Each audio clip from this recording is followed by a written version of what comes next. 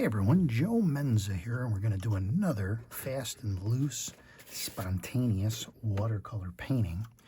And I've got my Daniel Smith paints, I've got my cotton paper, and I've got my medium and large Ron Ranson brush. So I'm going to go ahead like usual, and I'm going to wet my paper down. And you can see, because this is cotton, let me see if I can hold it up and you can just see it's, unlike other paper, cotton paper, it takes a little bit more to kind of wet this down, which makes the hake perfect for this.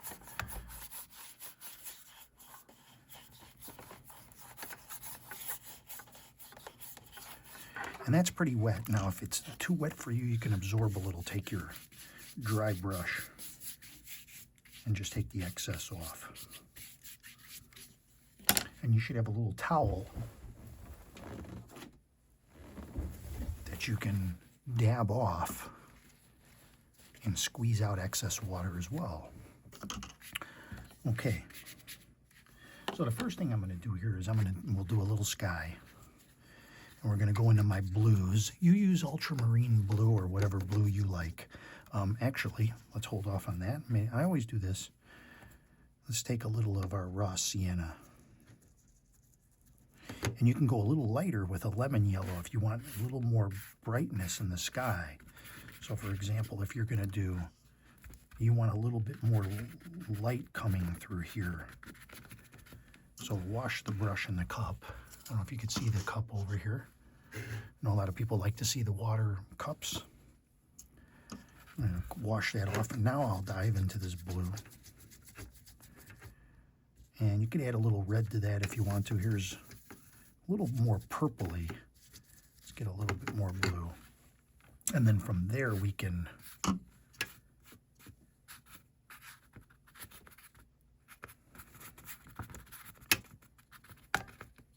and that's as simple as the sky gets. You can grab a little of some red if you want to make that a little darker over here.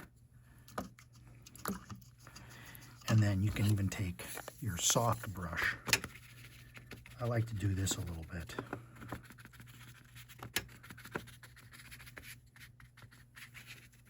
Kind of blend it down a little bit. So see, we have this sunlight peeking through. And if you want to carry that over into like a body of water below here, you can have that in here. And that will be the reflection of this. So if you're going to do, let's say, let's get some greens. I have 3 different greens here and a little bit of Payne's gray. So we're going to dab this in here. Let's get a little bit more, a little less water. And you notice I don't wash the brush. I have different tones on here. So when we're dabbing in, we're varying it up. So if I have this little bit of water here, and leave a little white like that, that helps. Let's go a little bit higher on the horizon line. And if you think you want to make that water a little bit bigger before it dries, just take and wet your brush and kind of slide it off. And now you have a little bit bigger of an area to work with. Let's go ahead and grab some darker greens.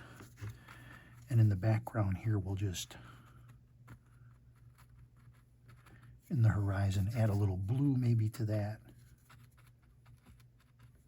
Corner of the brush.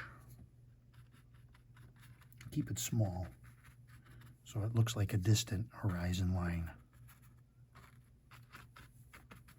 And if you want to make it look even more distant, grab a little bit of purple. Lighten that up. And it's hard against that sky, I know, but we can lift a little bit of that out.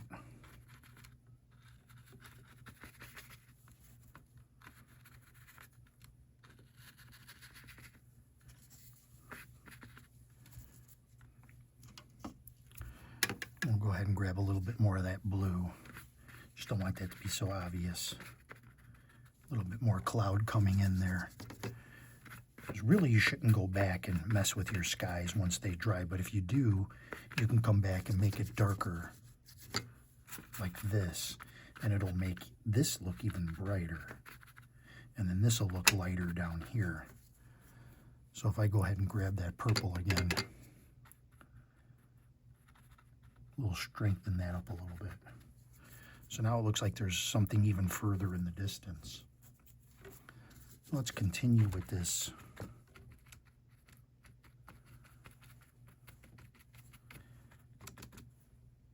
Foreground here. Some greens in here.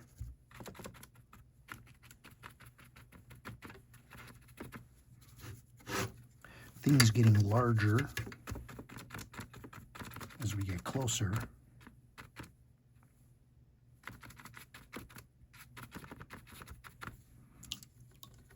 And again, I think I want to widen this up a little bit. Don't forget we're trying to do the reflection there. I'm going to take a little bit of blue. That's going to be our little water pond there.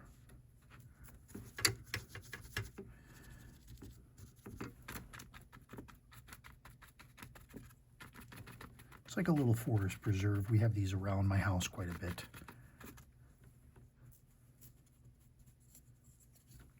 Yeah, maybe we'll put in some closer foliage.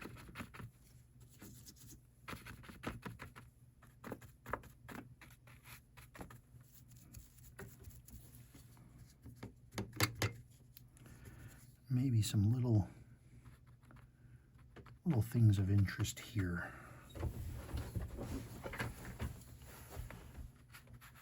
make sure this horizon line is pretty straight.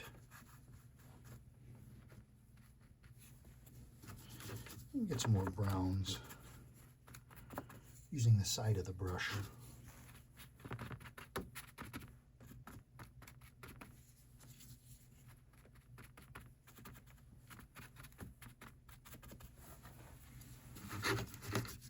Progressively darker as we come closer.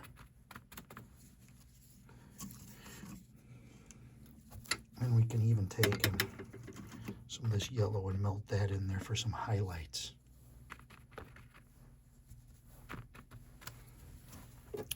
And then we can take a plastic card and we can scrape in a few rocks. This is when I like to take the fan brush and grab some darks and anchor those in.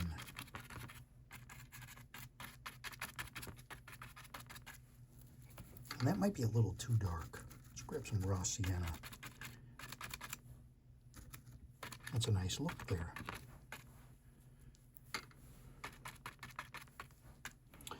And then there can be some reflections off of there. That'll look nice that way. Grab some darks here. Create a bit of a, oh, that's a little too brown. Just a little edge. I would have rather had that be browner. Can't seem to get the right color. Let's get into this burn umber. It's a little too red. Let's see if we can address that. Absorb a little into the brush.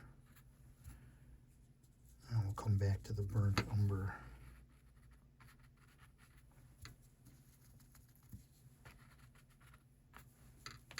That'll work. That'll work. We don't want to get too overly complicated with this. And then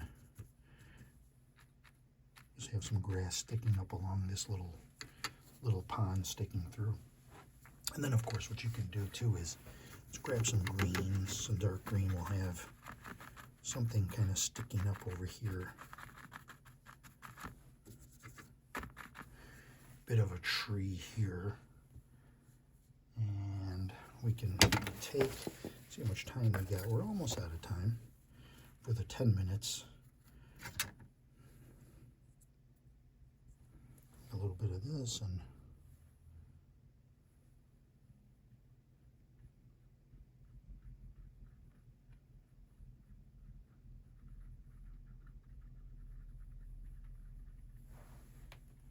Bit of a tree there.